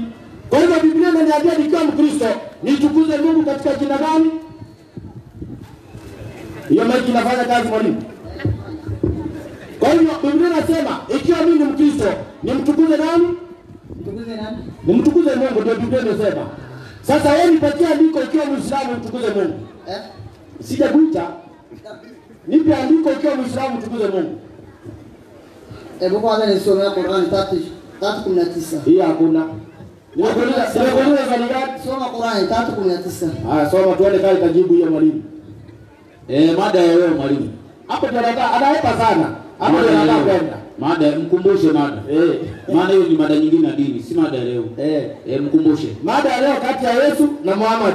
Nani wa kutegemewa? Hiyo ndio mada ya leo. Haya, ulize swali ndani ya mada. 3:19 ni dini. Anasema hajajipanga, kwa hiyo hajajipanga. Mpe kidogo. Mimi nakuuliza swali. Kwa mada ya leo mimi sitaenda kutafuta huko, nakuuliza kwa mada ya leo. Angalia. Nakuuliza kwa mada ya leo. Ngoja kidogo. Angalia, unipatie muda tutengeneze kama maada. Kesho tukuje. Kesho. 4:79 Qur'ani. Ngoja usikilize swali langu. Weka hapo nikuulize swali. Ile 79 Qur'ani kwenye kipengele muhimu. Jamaa nataka kuepa.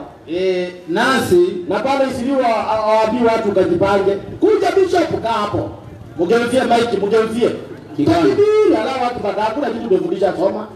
Wema leo kufikia umetoka kwa Mwenyezi Mungu, alafu na ubaya kufikia umetoka nafsini mwako. Sawa? Mwenyewe umefanya mambo hata yakakufika hayo. Teremka. Nasi usikilize vizuri. Nasi tumekupeleka kwa watu kuwa mtume. Alafu na Mwenyezi Mungu ni shahidi wa kutosha. Mpe maiki. Abdu, ulisema unaitwa nani? Abdu? Hivyo tu. Sawa. Sasa mimi nauliza andiko linasema nasi tumekupeleka Muhammad kwa watu kuwa mtume. Na Mwenyezi Mungu ni shahidi wa kutosha. Swali langu mimi nakuuliza. Hawa nasi wanaompeleka Muhammad kuwa mtume wakati Mungu ni shahidi ni akina nani? Hapa Qur'ani imesema nasi. Hata wacha kupatia mfano wa dunia tu. Rais Uhuru Kenyatta akenda country nyingine. Sasa anasema kama sisi wa Kenya, asema mimi Mkenya, asema sisi wa Kenya.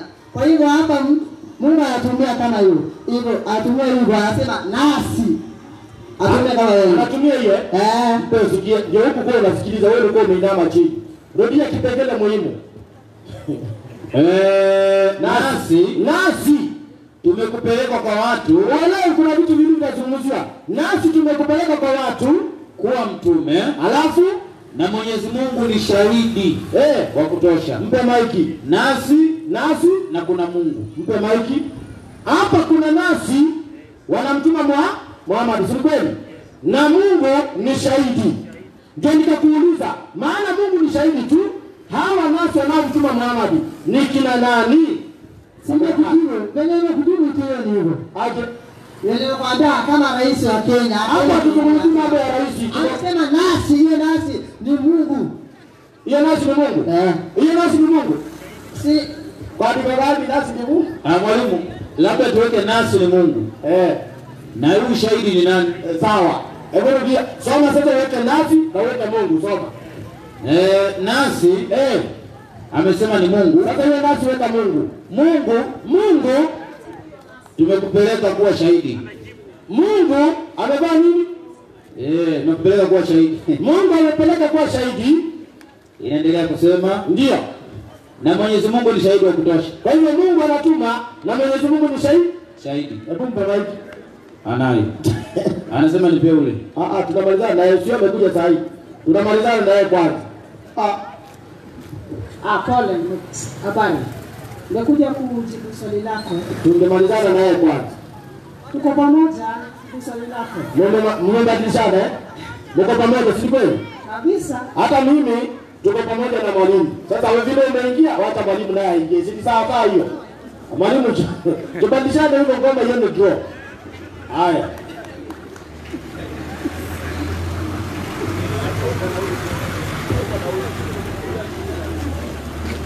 Haya, jambo baba. Nzuri. Mzima. Salama. Haya, mpe maiki kidogo wewe kwanza kabla hujauliza. Msemaji, nipigie Marko 5:9 kwanza. Marko 5:9. Ipigie ndio hiyo. Akamuulizaje? Jina lako nani? Mpe chombo. Unaitwaje kwanza? Naitwa Yusuf. Yusuf. Mpe huyo. 4:6 Ayubu. 4:6 Ayubu. Safi. Je, dini yako? Mpe maiki. Dini. Uislamu. Swali lako. Swali langu ni kwa umemuuliza maana ya nasi. Kwa nini Mungu kasema nasi? Nimekuja kujibu. Hakuuliza hivyo. Swali alikuwa hivyo, mpe arudie. Si kwa nini Mungu alisema nasi, that is not the question. Rudia andiko. Inasema ile inaitwa suratul Nisa. Safi. Aya 79. Taratibu tu pole pole mwalimu. Inasema hii pekee muhimu. Nasi tumekupeleka kwa watu kuwa mtume. Haya mpe kidogo. Unasikia ndugu yangu, ile andiko linasema andiko linasema nasi tumekupeleka kwa watu kuwa mtume, sawa Mpamalizie. Na Mwenyezi Mungu ni shahidi wa kutosha. Haya mpe. Kwa maana vile linasema kwa andiko limesema nasi tumekupeleka kwa watu kuwa mtume. Wakati unampeleka kuwa mtume, Mungu ni nani? Shahidi. Kwa hiyo kuna vikundi viwili.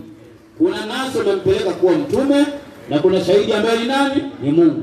Ndio tukauliza, hawa nasi ni kina nani waliompeleka mtume wakati wanampeleka Mungu akiwa anashuhudia mbinguni? Ndio swali. Hiyo nilikuwa swali. Unasema nasi, jambo la kwanza kwamba anaonyesha nguvu zake na uwezo wake. Majestic plural. Hiyo si swali. Majestic plural. Swali ni, naomba ueleze. Sijauliza kwa nini Mungu anatumia nasi. Mungu. Ni Mungu. Haya mpe arudie.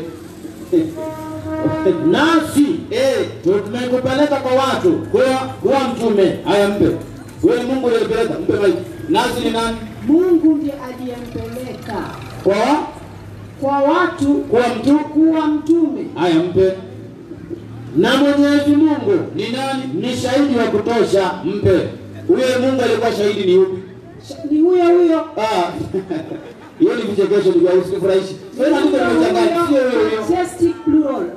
Maana majestic plural. Mimi najua. Majestic plural maana yake ndio hii. Mungu anaweza kusema na tuumbe mtu kwa mfano wetu, sawa Hiyo ni lugha nyingine tofauti. Sio hiyo tumeuliza. Hiyo ni ukuu na utajiri, sawa? Tunachouliza ndio hiki, mpe arudie. Sio hiyo tunauliza sisi. Nasi tumekupeleka kwa watu kuwa mtume. So mbona vile andiko linasema kwa nasi walimpeleka kwa watu kuwa nani?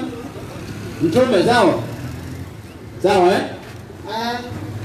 wakati nasi wanampeleka kuwa mtume, Mungu alikuwa wapi? Yupo kama nani? Kama Mungu mwenye uwezo. Mpe arudie. Si kama Mungu mwenye uwezo. Shahidi. Hapo. Very good. Kwa hiyo wakati nasi wanampeleka kuwa mtume, Mungu wako kama nani? Shahidi. Sawa Nasi wanampeleka. Maana ya shahidi ni nini? Shahidi. Mpe. Shahidi maana yake kwa mfano sahihi, mpe maiki. Wewe sahihi unaongea kwa maiki. Mpe maiki, chukua maiki tena. Si wewe unaongea. Wale wanaangalia si mashahidi. Ni mashahidi. Very good. Wale wanaongea kwa maiki. Haongei. Nani anaongea? Ni mimi. Kwa hiyo nasi walikuwa wanampeleka mtume. Sawa Mungu akiwa shahidi? Akiwa shahidi. Yeye siye muusi? Nauliza swali. Pastor. Alipokuwa anampeleka mtume, kumleta mtume kwa watu. Na yeye anakuwa kama shahidi. Mungu kuonyesha uwezo wake kwamba kuna malaika wanaona. Sawa. Wanaona malaika. Mimi sijasema malaika ni vipofu. Sijasema hivyo. Sawa Very good. Wala sijasema Mungu ni kipofu. Mungu anaona na malaika anaona. Our question is, akasema nasi. Swali yetu ni hili, si Mungu amesema nasi. Andiko linasema nasi tumekupeleka kwa watu kuwa shahidi. Sawa Si Qur'ani kuwa mtume. Tuko moja. Sawa. Qur'ani mnasoma. Si ndio hiyo mtarudie. Very good. Na usome karibu kiangalia vile anasoma. Nasi tumekupeleka kwa watu kuwa nani? Kuwa mtume. Mpe. Sawa Nasi walimpeleka kwa watu kuwa nani? Mtume. Sasa kuna witness. Unajua unaweza kuwa unaiba mahindi ya mtu usiku, sawa? Kumbe kwa dirisha kuna witness, sawa? Kweli. Witness atakuwa anaiba ama anachungulia? Anachungulia. Very good, mpe sasa. Na Mwenyezi Mungu ni nani? Ni shahidi wa kutosha. Mpe. Kulingana na andiko, Mungu ni witness ama yeye anatuma? Yeye ni witness na pia anatuma. Kwa yote mawili. Si anaona, mwenye kutuma anaona, sio? Usifanye nicheke bwana. Wewe tumeelewana, tumesikilizana. Wewe kidogo. Wacha nielimishe umma. Ngoja kidogo kabla tuelimisha umma. Unajua ile swali ni simple. Wewe ukifungua dirisha lako usiku, uone kuna mtu anaiba nguo kwa jirani, sawa usiku. Wewe unaiba ama ni shahidi? Mimi ni shahidi, nimeona. Anaiba ni nani? Anaiba ni mtu mwingine. Yule mtu mwingine? Kwa ile andiko kuna nasi wamempeleka kwa watu kuwa mtume. Mungu akiwa nani? Usitofautanishe kabisa. Mpe arudie. Si andiko linasema mpe arudie. Yaani andiko liko safi kabisa. Hiyo limekauka wala halibadiliki. Soma. Hii inasema nasi tumekupeleka kwa watu kuwa mtume. Jamani wino umekauka. Nasi hawa sisi nimpatie example kama hivi msemaji. Nasi ndio sawa. Hebu yangu angalia hapa. Tumekupeleka kwa watu kuwa nani? Mtume. Alafu Mungu akawa nani? Na Mwenyezi Mungu ni shahidi wa kutosha. Mpe maiki. Ndugu yangu, nauliza swali. Kabla hujauliza kwa ile andiko. Ngoja kidogo. Kabla kwa ile andiko. Swali moja tu peke yake alafu niondoke. Kabla mimi sisema uondoke. Wewe hata kuna maji moto utakunywa, sio na wasiwasi. Sawa Wewe unataka kuondoka haraka na kuja kusaidia. Nauliza swali. Unajua kuna mtu alienda kuokoa anayekufa maji, akaona anazama itabidi atoke mbio. Kwa hiyo kaa tu hapo. Hatuja kufukuza. Sawa Andiko linasema nasi tumekupeleka kwa watu kuwa mtume. Sawa Wakati anampeleka nasi, Mungu ni shahidi? Mungu ni shahidi. Si ni kweli? Kwa sababu anaona. Anaona Kwa hiyo wakati hao nasi wanampeleka, Mungu alikuwa wapi? Hapana, si Mungu mwenye ndiye anayetuma mitume, si hatumi apeani kazi kwa watu wengine. Kulingana Mungu hajatuma, hebu mpe arudie. Soma. Ngoja nikuelezee jambo moja. Kabla hujaeleza andiko lisomwe. Ngoja, tumerudia kila wakati. Sasa nataka kupeleka mahali kwingine uone. Wapi? Okay. Qur'ani. Ngapi? Suratul Qadr. Mwenyezi Mungu anasema inna anzalnahu fi lailatul qadr. Verily, ama kwa uhakika tumeituma hii Qur'ani usiku wa lailatul qadr. Anaposema inna inamaanisha nini? Sijauliza hiyo. Hiyo. Nimekwambia hiyo ni tofauti. Hiyo ni tofauti. Na sisi maana yake ni nini? Sisi unajua Mungu kutumia wingi. Majestic plural. Haina shida. Mimi sijapinga hiyo. Lakini lugha umekataa kujibu ndio. Msomaji rudia andiko. Yaani mwalimu amesema inna. Lakini kwa Kiarabu hapa hakuna inna. Inasema arsal. Haya jana na hiyo mwalimu. Wacha tusiende kama yenye iko hapa. Hapo ameona imekuwa kazi. Hiyo hata mwachie apumue kidogo anga. Avute avute hewa. Sawa msomaji Sawa. Rudia andiko. Inasema mara ya mwisho twende kwa mada ya leo.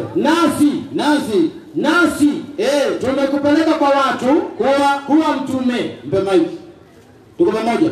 Tuko pamoja. Nani alimpeleka kwa watu kuwa mtume? Mungu. Ni Mungu amesema hivyo. Kwa Mungu anasema nasi tumekupeleka kwa watu kuwa kuwa mtume. Haya mpe malize. Mwalimu Kasina ndio hiyo soma. Na Mwenyezi Mungu ni nani? Ni shahidi wa kutosha. Mpe. Kwa unasema ni Mungu alituma, sawa? Mungu ndiye aliyetuma. Na yule aliyekuwa shahidi juu ni nani? Ni yeye Mungu. Kwa hiyo alikuwa chini na kule juu anatuma. Malaika wake. Wewe unafurahisha ndugu yangu. Ile andiko ende ufikirie nyumbani, andika kwa kalamu, kaangalie vizuri. Hatukeshi hapo. Mada ya leo ilikuwa hivi, maiki ni yako, sipeane. Wewe ulikuja kuokoa jahazi. Kati ya Yesu na Muhammad, nani anafaa kufuatwa na hii generation? Tuko pamoja? Hiyo ndio ilikuwa somo la leo. Mwalimu alitangulia mafundisho akasema ni Yesu. Kwa vipengele muhimu. Wewe unasema ni nani? Muhammad. Kwa andiko gani? Okay. Wewe endelea usisikize, wewe mwambie tulie, hata kuja baadaye. Haya, inna arsalnaka kwa andiko gani? shahidan wa mubashiran wa nadhira. Toa kusomea huyo, andiko gani? Mpe mic soma. Sasa umetoa andiko gani? Sasa huyo anasema itolewe, huyo anasema itolewe, sijajua ni gani. Msomaji? Naam. Methali 25:9, soma hiyo kwanza. Methali 25:9. Soma hiyo. Nzuri sana. Inasema hivi, 25:9 ndio hiyo. Inasema hivi, safi. Ujitetee. Kwanza Mungu anasema mkiwa kwenye meza kama ujitetee na mwenzako peke yake. Basi kila mtu hapa bebe msaada wake. Mpe mic huyo huko. Najitetea vipi? Siko kotini. Siko kotini, najitetea vipi? Unajitetea vipi Mika 6:1. Sio unajitetea. Ndio hiyo.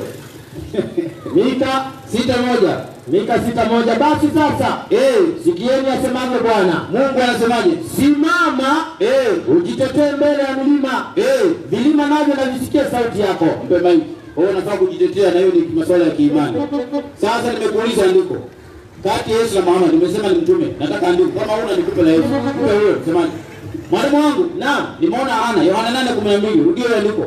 Nasema huyo ndio nafaa kufuata. Ukimwacha kiama kikifika, basi ndugu yangu unapoteza. Twende. Basi Yesu akasema tena akawaambia, mimi ndimi nuru ya ulimwengu. Safi. Yeye anifuataye hata kwenda gizani kamwe. Mpe mic. Ndugu yangu, umesema unaitwaje? Naitwa Yusufu. Yesu anasema ni nuru ya nini? Nuru ya mpe arudie. Mwalimu Kasino usipige story. Katoka sokoni. Rudia andiko. Inasema, basi Yesu akawaambia tena akasema. Basi Yesu aliambia tena akasema, mimi ndimi nuru ya ulimwengu. Mpe mic. Yesu ni nuru ya nini? Asema nuru ya ulimwengu. Ya wapi? Ulimwengu. Ukimfuata utakwenda wapi? Si andiko limesemaje? Si andiko letu, mimi sijaandika. Mimi nimeandika Biblia. Ukuandika? Wewe umeandika Qur'an. Sikuandika. Haya, mtu arudie. Basi Yesu, naona vidume vimeitwa. Wanaambiwa kule jahazi linazama. Imebidi wachukue bodaboda. Mimi bodaboda pikipiki mbio washuke. Asanteni sana. Twende. Basi Yesu akawaambia tena akasema, mimi Yesu ndimi nuru ya ulimwengu. Safi. Yeye anifuataye, mimi Yesu, hata kwenda gizani kamwe, bali atakuwa na nuru ya uzima. Mpe chombo. Tuko pamoja? Kwa Yesu anasema yeye ndiye nuru ya nini? Ulimwengu. Ukimfuata utakwenda wapi?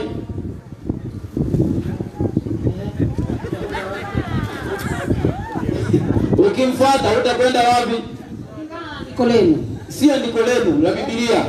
Ukimfuata utakwenda wapi?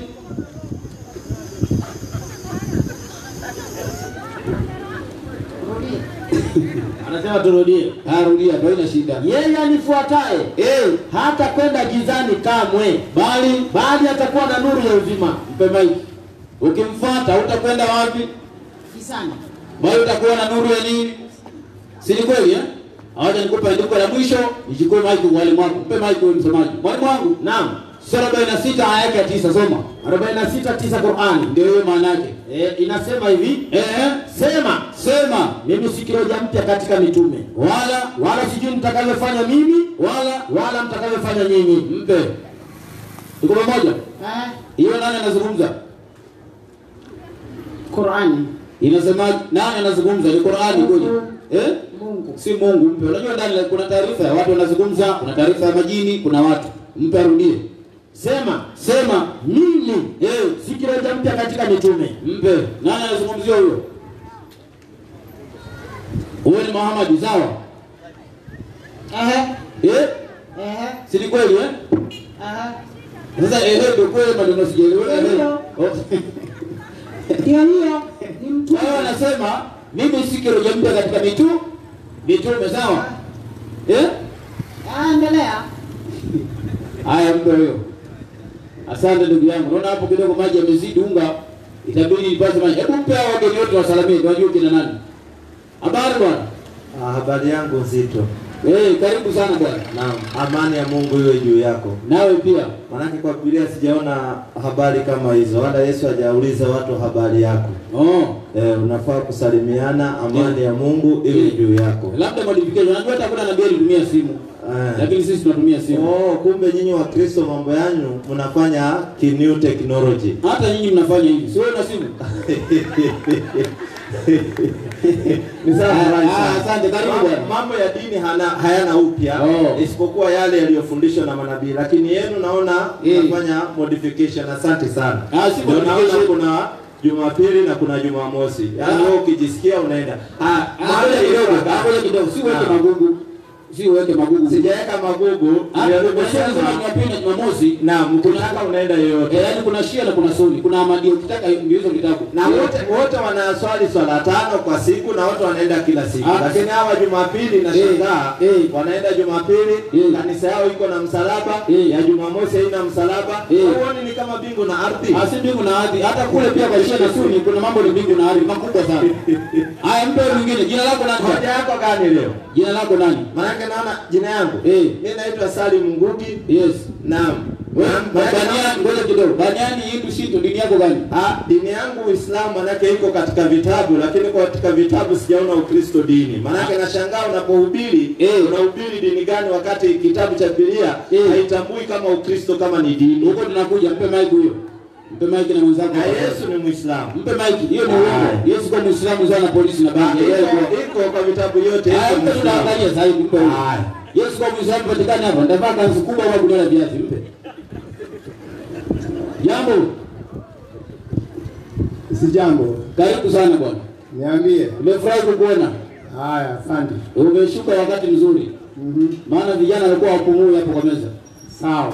Karibu bwana. Haya, hoja leo nini? Leo wafahamisha watu majina, unajua wakujui. Kwa majina mimi naitwa Hassan Karioki. Yes. Mimi ni Muislamu. Naam. Kama Adam, kama Nuh, kama Ibrahimu, kama Yesu na kama Muhammad. Na wewe nani? Mimi? Mimi naitwa Onyango, mimi Mkristo. Kama nani? Kama nabii yupi? Manabii wote mpe huyo. Nakuuliza kama nabii gani alikuwa mkuu? Wote, simpe like. Sijakuuliza wote, nipe moja tu. Wote, Yesu, Musa, wote Ibrahimu. Okay, asante sana. Tutakuja huko. Hoja ni gani? Mada leo tunazungumzia. Kati ya Yesu na Muhammad. Nani anafaa kufuatwa? Asante sana. Ndio mada ya leo. Ndio, kwa hivyo ndio mada Muhammad tumeweka pembeni. Kwa hivyo niulize swali, sio? Uliza swali. Asante sana. Wakati nimekuja kuongea na kijana. Naam. Na ukajaribu kumtolea Yesu ni nuru ya ulimwengu. Sawa? Sawa kabisa. Kwa hivyo mimi stoki hapo na niko hapo kwa Yesu. Naomba nisomee 15:24 Mathayo. Mpe asome. 15:24 Mathayo. Soma. Inasema hivi. Marafiki zetu hawa. Tunawapenda sana kwa jina la Yesu Kristo. Na kesho mje mapema. Sikuja saa 12 ili tuwakamue vizuri. Mapema kabisa saa 9 ndio hapo. Inasema, akajibu akasema, Yesu alijibu akasema, sikutumwa ila kwa kondoo waliopotea wa nyumba ya Israeli. Mpe maiki. Asante sana. Andiko limesomwa, sawa? Sawa. Mimi nafikiri Yesu si mlongo. Siku zote Yesu mkweli. Mkweli kabisa. Kabisa. Maneno yote anayosema ni ya Mungu. Kweli? Yote kabisa. Hawezi sema urongo. Hata siku moja. Amesema hakutumwa ila kwa kondoo waliopotea wa nyumba ya wapi? Ya Israeli. Kwa Kizungu inasema I was not sent but only to the lost sheep of the house of Israel. Hiyo maana ni ya kweli ya urongo? Yote ni ya kweli. Kwa hivyo wewe hauko hapo kwa sababu wewe ni Mkenya kama mimi. Tunakula ugali na githeri hapa. Alitumwa kwa watu gani? Mimi. Yesu alitumwa kwa watu gani? Simpe tumuulize. Sasa andiko limesomwa. Sasa umeniuliza. Andiko limesomwa. Ama rudiwe tena andiko. Rudia. Unajua umetoa andiko haya. Rudia ndiko. Unajua sikufa na ndiko ishasomwa tayari. Na ndiko naipiga nyumba hapo sasa hivi inakufa ya ndiko lako. Mpigaji rudia. Inasema, sikutumwa. Yesu anasema, ila kwa kondoo waliopotea wa nyumba ya nani? Ya Israeli. Haya, mpe maiki. Ndio hiyo. Kwa hivyo Yesu amesema hiyo maneno ya kwamba Yesu ametumwa kwa Waisraeli. To the only, neno only. Inatumika neno only. Sikutuma mimi Yesu. Imesema only. Ngoja kidogo. Imesema only. Toa Kizungu. Si ndio hiyo hapo mpaka kwa Kizungu tusome. Si ndio hiyo asome iko hapo ndio. Soma kazina. Soma hiyo ya Kizungu. Labda mzungu atatusaidia leo. Inasema, but he answered and said, I am not sent, but unto the lost sheep of the house of Israel. I am only iko hapo. No, hii tafsiri nyingine. Ikija na tafsiri nyingine hapa iko. Niko naye. Biblia niko nazo mingi. Uliza swali. Nakuja na nyingine. Haina shida. Anasema hivi. Yesu anasema, sikutumwa ile wakondoo waliopotea nyumba ya wapi? Ya Israeli. Kwa hivyo Yesu alitumwa wapi? Yesu.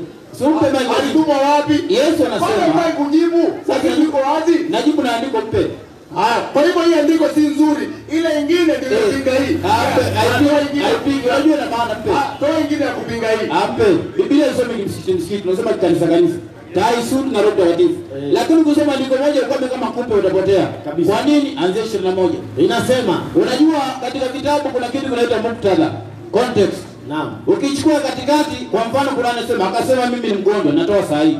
Nitakuuliza Mungu wako ni mgonjwa au inamaanisha ni soma? Sema msomaji. Wewe ameanza kuomba maiki na hajasoma. Yesu. Tunawezana karudi kwanza. Nguvu inapenda maiki soma. Amekuja sasa anasema anaenda ako na mbio. Wewe endelea. Soma lazima. Inasema Yesu kuna ile 8:1 anakimbia na wife. Ndio anasema atakufa. Yesu akaondoka huko. Akaenda kando pande za Tiro na Sidoni. Kwa Yesu aliondoka. Kumbe msomaji, naam, si Israeli ameenda Tiro na Sidoni. Swali nauliza, Karoti ametoa 15:24. Hapo anzia 21. Sawa. Swali nauliza, Tiro na Sidoni ni mlango wangapi katika Israeli? Mpe maiki. Ndugu yangu, unajua hiyo ujanja ya kuhepa, wale kuhepa. Andiko imesema, sasa sijakuuliza habari ya Tiro na Sidoni. Nimekuuliza hivi, Yesu anasema, kama watu wako wote wamesoma, watu wote wako hapo wameacha kazi zao wamesoma. Anasema hivi, sikutumwa ila kwa kondoo waliopotea wa nyumba ya Israeli. Je, wewe Mwisraeli? Mimi. Wewe Mwisraeli? Mimi Mwisraeli, mpe nikuonyeshe. Toa. Mpe. Msomaji, kitambulisho yako imeandikwa Israeli. Mpe maiki uone. Imeandikwa mpe nikuonyeshe. Msomaji. Naam. Ezekiel 34:31 soma. Ezekiel. Ndio hiyo. Kwa wakati. Hata hii yote ni Waisraeli mmekaa hapa lakini mnakataa. Na waonyeshe sasa soma. Inasema 34:31 na nyinyi kondoo za maisha yangu ni nani? Ni wanadamu. Subiri, kama huko hapa na Yesu mwanadamu, inua mkono. Kama wewe si mwanadamu, weka yaani samani. Kama wewe si mwanadamu, inua mkono. Unaona hata wao ni wana wa Israeli, hata wako mkono. Wote ni Waisraeli msomaji. 10:16 wanasoma. Na kondoo wengine ninao. Yesu anasema, unajua Yesu alikuwa anazungumzia kwa context. Anaongea na mwanamke ule Mkananayo. Endelea msomaji. Na kondoo wengine ninao. Safi. Ambao si wa zizi hili. Kumbe kando na Israeli msomaji. Naam. Yesu ana kondoo wengine ambao si wa zizi hili. Maliza. Na hao pia nao imenipasa kuwalete. Safi. Na sauti yangu wataisikia. Kisha utakuwa kundi moja na mchungaji mmoja. Qur'ani ndogo kurasa 16 nimpe maji Karoti. Unasema safi, mtu au watu wote safi wacha Mungu, kila mcha Mungu anaitwaje? Israeli. Kwa mcha Mungu ni nani? Israeli. Kwa hao ni nani? Hadi Israeli. Labda kama si wacha Mungu. Haya mpe maji. 3:9 Ufunuo. 3:9 Ufunuo. Haiko Karoti. Maliza msemaji. 3:9 Ufunuo. Ndio hiyo. Hiyo kama angejua angetoa. Afadhali. Hiyo 3:9. Soma matumizi. Tazama. Nakupa walio wa sinagogi la Shetani. Nakupa walio wa sinagogi la nani? La Shetani. Safi. Wasemao kwamba ni Wayahudi. Nao sio. Safi. Bali wasema uongo. Haya mpe maji. Ametoa Ufunuo 3. Wewe umesema wewe ni Mwisraeli, sawa? Mimi kabisa wanadamu wote ni Waisraeli ni Wayahudi, sawa? Sawa kabisa. Unaambia yule mtu ambaye anasema yeye ni Myahudi, na yeye si Myahudi, yeye ni nani? Haisemi hivyo, mbarudie. Wewe wacha bwana. Mbarudie. Kesho jipange.